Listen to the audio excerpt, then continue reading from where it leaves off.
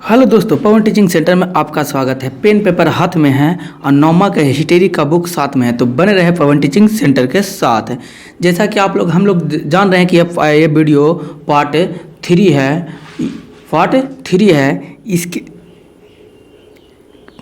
3 है, सॉरी, ये पार्ट 4 है। ये पार्ट कितना है जी? 4। इसके पहले 3 पार्ट अपलोड हो चुके हैं, उसे जाकर आप प्ले लिस्ट में जाकर आप देख सकते हैं। अगर आपको समझना है तो अच्छी तरीक़ा से पवन टीचिंग सेंटर के साथ जुड़े रहें और हमें हमेशा प्रयास रहेगा कि आपको हम अच्छी तरीक़ा से सिखाएं और सिखाने का प्रयास करते रहेंगे। तो बने रहें पवन टीचिंग सेंटर के साथ। आपको अगर अच्छा लगता है तो लाइक और शेयर और सब्सक्राइब करना ना भूलें। हम लोग पढ़ चुके हैं चैप्टर 4 पढ़ रहे हैं, जिसका कहना है कि कहना नहीं है, ये विश्व इतिहास की दुनिया के बारे में हम लोग जानते हैं कि विश्व में जो वर्ल्ड हुआ है, युद्ध हुआ है, विश्व युद्ध का, उसके इतिहासों के बारे में हम लोग जाने किस तरीक़े से क्या क्या हुआ है। तो हम लोग देख रहे हैं, इसके आगे हम लोग पढ़ते हैं। जर्मन के सहयोगी के साथ अलग से संधियाँ की गई। जर्मन के सहयोग के साथ अलग से संधियाँ की गई। ऑस्ट्रिया हंगरी को विभाजित कर दिया गया। और ऑस्ट्रिया हंगरी को क्या कर दिया गया? विभाजित कर दिया गया। पहले ऑस्ट्रिया हंगरी क्या था? एक था। अब इसको 2 भागों में बांट कर दिया गया। ऑस्ट्रिया अलग और हंगरी अलग। ऑस्ट्रिया से कहा गया कि वह हंगरी, चेकोस्लोवाकिया, यूगोस्लाविया और पोलैंड की स्वाधीनता को मान्यता दें। उसे अपने क्षेत्र भी इन देशों को और इटली को देने पड़े। बाल्कन क्षेत्र में अनेक परिवर्तन किए गए। इस सारा रूल बना कौन समझौता में? वर्साई की संधि में कह सकते हैं, क्योंकि वर्साई नामक स्थान पर हुआ था, इसलिए कहा जाता है इसे वर्साई की संधि। किसने बुलाया था? अमेरिका के राष्ट्रपति वुड्रो विल्सन ने। और कौन थे? ब्रिटेन के प्रधानमंत्री लॉर्ड जॉर्ज, और फ्रांस के प्रधानमंत्री था जॉर्ज क्लीमेंसु। ये तीनों ने बुलवाया था, क्योंकि तीनों क्या थे? विजयी राष्ट्र थे, इसलिए तीनों ने क्या किए थे? संधि बुलवाए थे, जिसको कहते हैं वर्साई की संधि कहते हैं।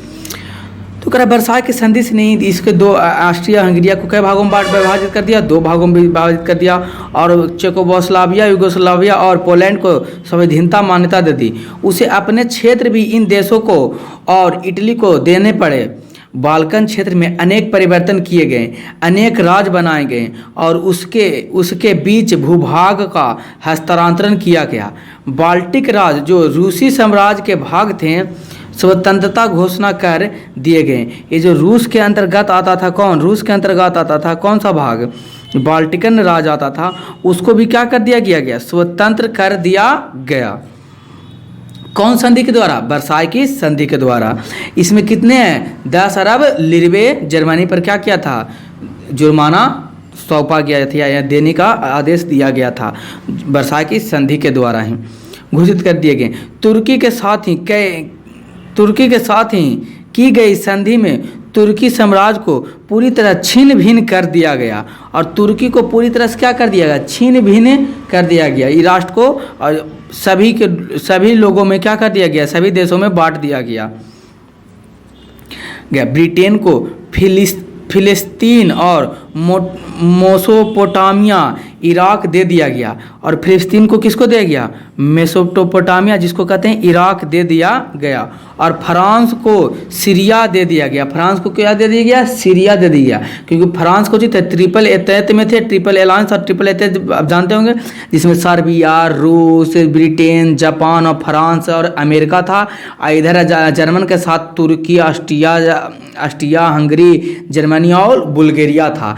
तो मित्र राष्ट्र ये जो थे, ट्रिपल एतहत और ट्रिपल अलायंस, ये जो थे, तो इसमें जो क्या हुआ, सारा विजय वाला राज्य जो कौन कौन थे?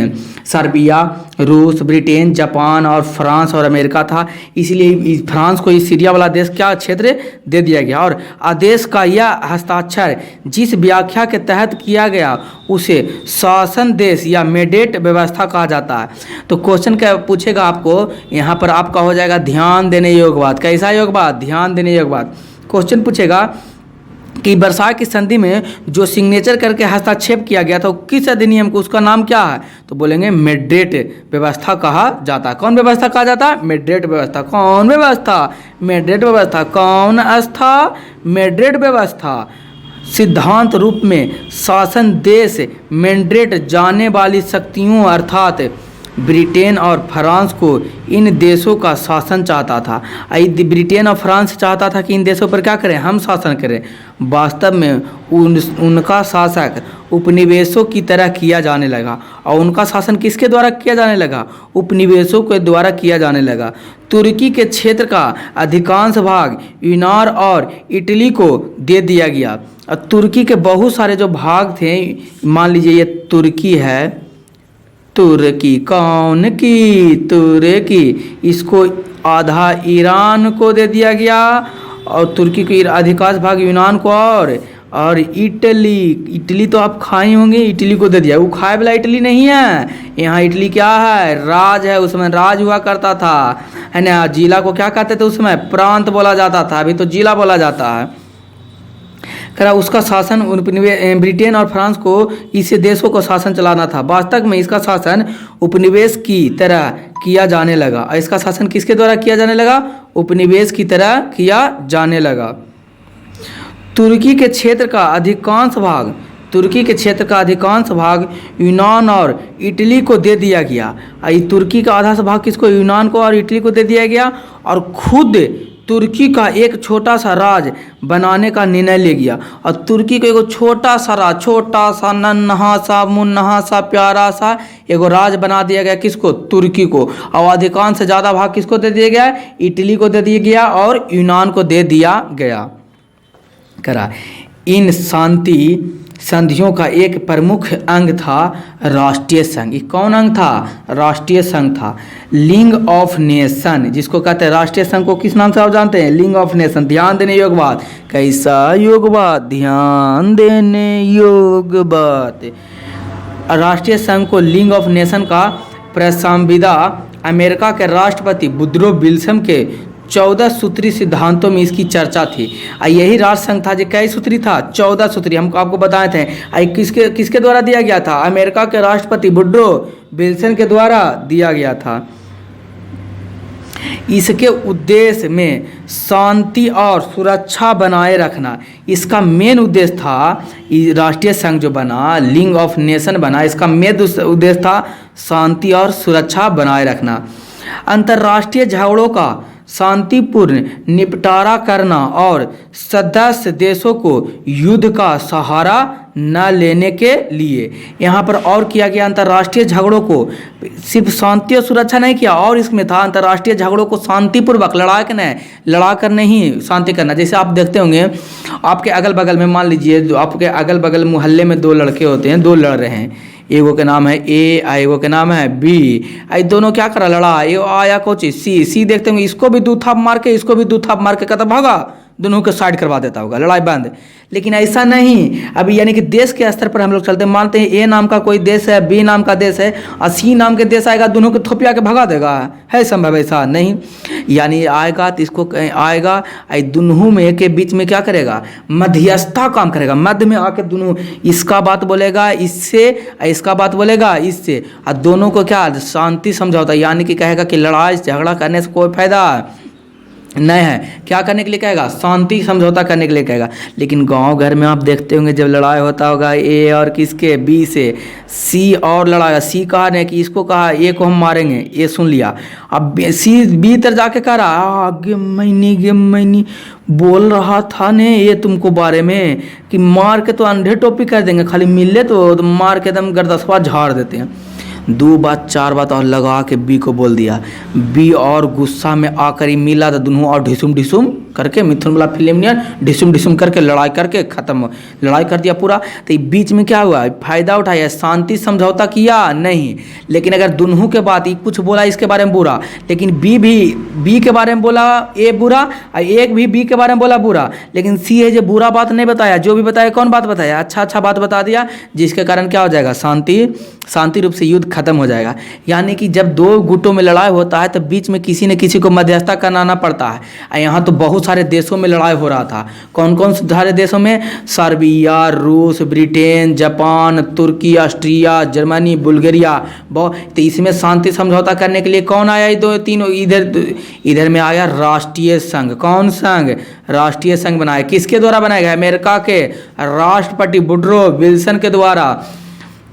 कै सूत्री था? 14 सूत्री था। और कौन था? ब्रिटेन के प्रधानमंत्री लॉयड पॉन्ट था। फ्रांस के प्रधानमंत्री जॉर्ज कैलमिन्स थे।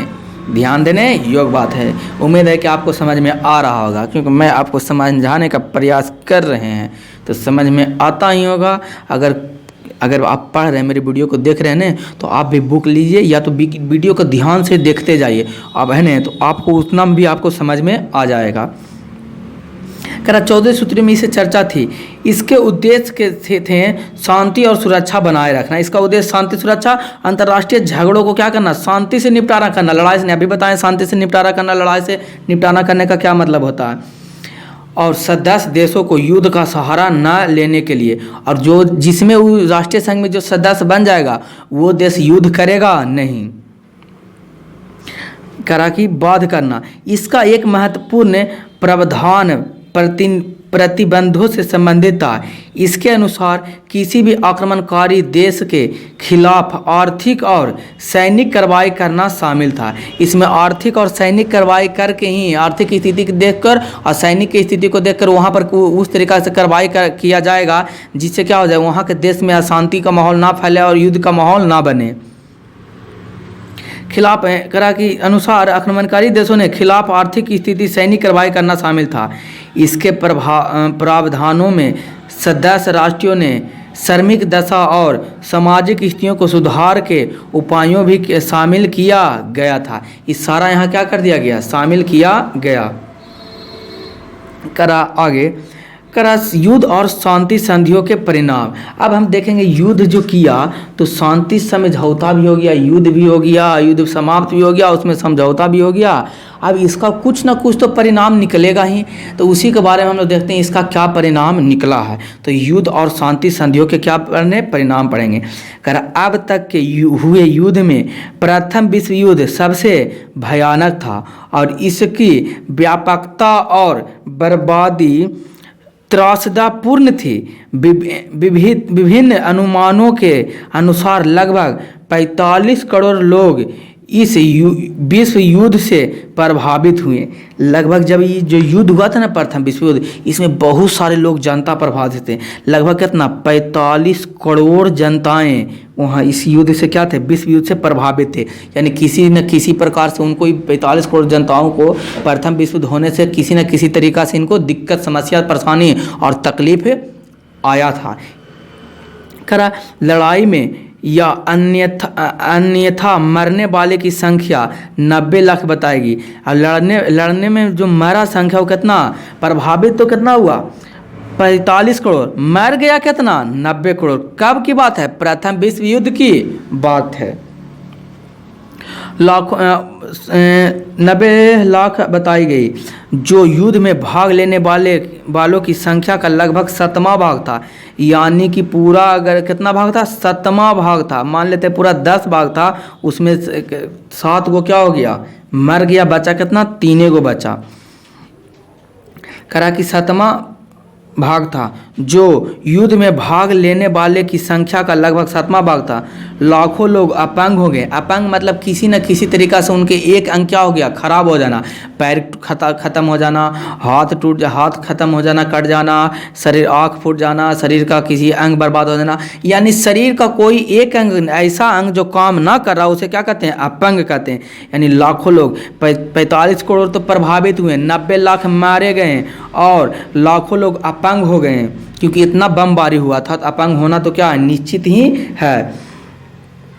करा हवाई हमले, अकालों और महामारियों से भारी संख्या में असैनिक लोग मारे गए। ऐसे लोग जो हवाई हमला हुआ था, यानी कि जहाज, हेलीकॉप्टर से बम दागा जाता था, अकाल, और उस समय क्या हो रहा था? अकाल भी पड़ गया था, महामारियाँ फैल गया था, जिसके कारण असैनिक, जो सैनिक भी नहीं थे, वो भी लोग क्या हो गए? मारे गए। उसे कहते हैं असैनिक। जैसे आप सैनिक अभी नहीं हैं, आप क्या हैं? असैनिक हैं। तथा विभिन्न देशों की राजनैतिक और आर्थिक अवस्था छिन्न भिन्न हो गई। राजनीतिक और आर्थिक व्यवस्था क्या हो गया? छिन्न यानी कि खराब हो गया, बद से बदतर होते चला गया। इससे अनेक सामाजिक समस्याओं खड़ी हो गई और बहुत सारे समाज में समस्याओं क्या हो गया? उत्पन्न हो गया। तो हम कह सकते हैं कि इसका परिणाम यह हुआ कि 45 करोड़ लोग मारे गए, मारे नहीं गए, 45 करोड़ लोग युद्ध से क्या हुआ? प्रभावित हुए। 90 लाख मारे गए, जो क्या था 1/7वां भाग था पूरा युद्ध में सैनिकों के, और लाखों लोग अपंग हो गए। आगे हम लोग देखते हैं आगे क्या कहता है। तो युद्ध का परिणाम कितना हुआ? लगभग 45 करोड़ जो थे, 45 करोड़ क्या हुए? इससे प्रभावित हुए। 90 लाख तो क्या गए? मारे गए। और 1/7वां भाग जितना सैनिक था उतना लोग क्या हो गए? 90 लाख तो उतना था जितना सैन्य युद्ध में भाग लिया था, उसका 1/7वां भाग था। यानी कि एक भाग है न 7, यानी कि 7 लोग थे तो 1 लोग मर गए, यानी कि कितना बचा? 6 लोग मर गए, 1 बच्चा जिंदा रहा। इसका यह अर्थ होता है इतना लोग क्या हो गए? प्रभावित हो गए। और यहाँ भूख है और कुछ लोग अपंग हो गए। लाखों लोग क्या हो गए? अपंग, यानी एक अंग क्या उनका हो गया? खराब हो गया। और वहाँ के आर्थिक स्थिति बहुत ही खराब हो गया, दयनीय हो गया। उस समय क्या था वहाँ पर? क्या सुखाड़ हो गया था। इसके कारण बहुत सारे, यानी कि प्रथम विश्व युद्ध में वहाँ के लोग त्राहिमाम कर रहे थे। आगे हम लोग चलते हैं, आगे देखते हैं आगे क्या हुआ। कहा नई राजनीतिक व्यवस्था का उदय। इसी समय, उस समय जब प्रथम विश्व युद्ध खत्म हुआ, उसी समय क्या हुआ? स्टार्ट हुआ था, संधि समझौता हुआ था। तो उसी समय यहाँ पर क्या हुआ? नई आर्थिक नीति भी, राजनीतिक या अर्थव्यवस्था का उदय हुआ। कहा प्रथम विश्व युद्ध और इसके बाद संपन्न शांति संधियों ने अनेक देशों की राजनीतिक व्यवस्था को परिवर्तन किया। यहाँ बहुत सारे संधियों हुए, इस सारे संधियों के चलते ही बहुत सारे अर्थव्यवस्था यहाँ क्या हो गए? बदल गए, परिवर्तित हो गए। कई राजतंत्र नष्ट हो गए। बहुत सारे जो राजतंत्र जो क्या हो गए? नष्ट हो गए प्रथम विश्व युद्ध में। कई देशों के लोकतांत्रिक व्यवस्था का उदय हुआ। अब बहुत सारे देश ऐसे भी थे वहाँ लोकतंत्र पहले से नहीं था। अब वहाँ के जो राजा था, जो निरंकुश शासन था, वो भी मारे गए। तब वहाँ क्या चीज़ का उदय हुआ? लोकतंत्र का उदय हो गया। यानी कुछ फायदा भी हुआ लेकिन कुछ नुकसान, यानी कह सकते हैं कि ज़्यादा मात्रा में नुकसान हुआ और कम मात्रा में फायदा हुआ।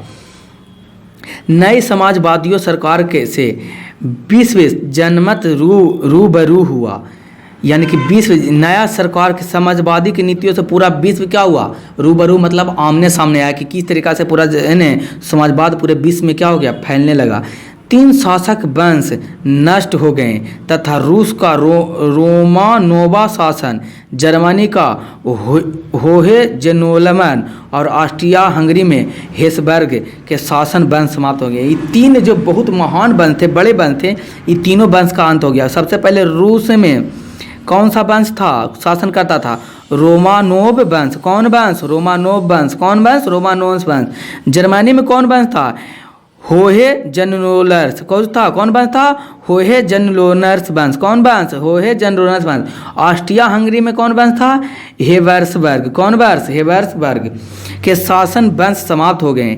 युद्ध के कुछ ही समय बाद तुर्की में उस्मानिया वंश का शासन समाप्त हो गया। अब कुछ ही समय के बाद रूस में क्या हो गया?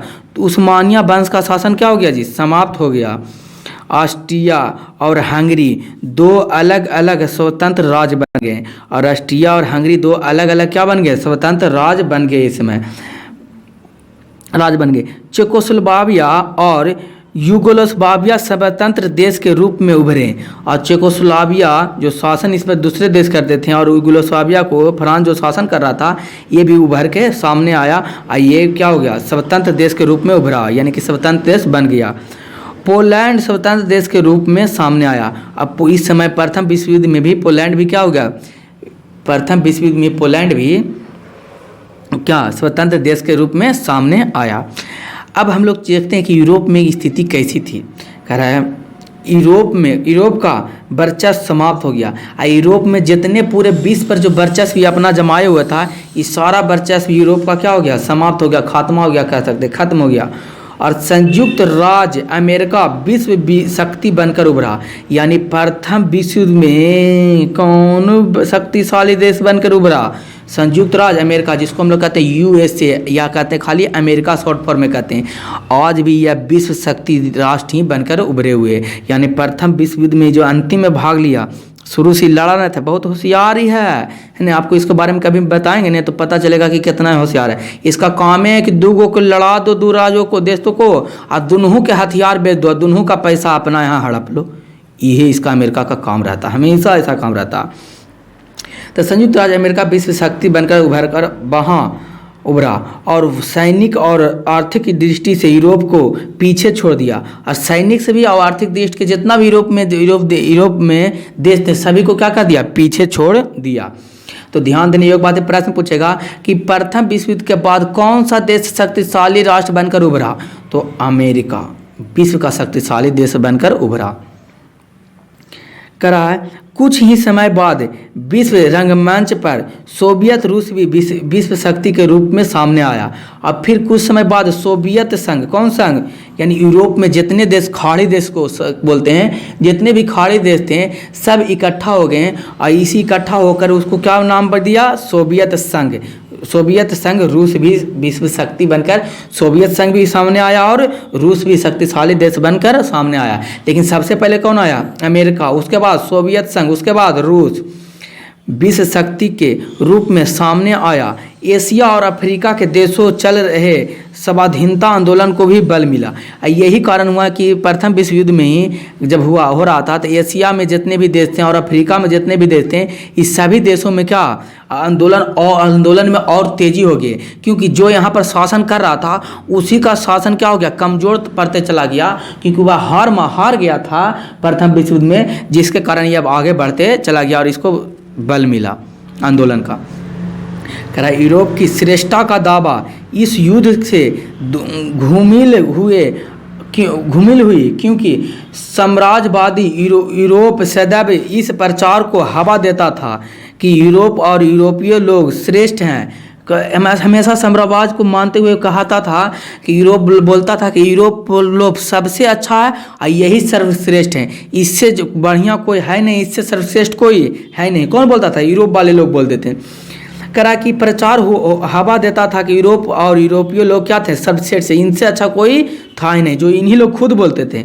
रूस जापान 1905 का युद्ध और इसमें रूस की पराजय से भी यह मिथक टूटा था कि एशिया और अफ्रीका के देशों को स्वाधीनता आंदोलन तीव्र हो गई।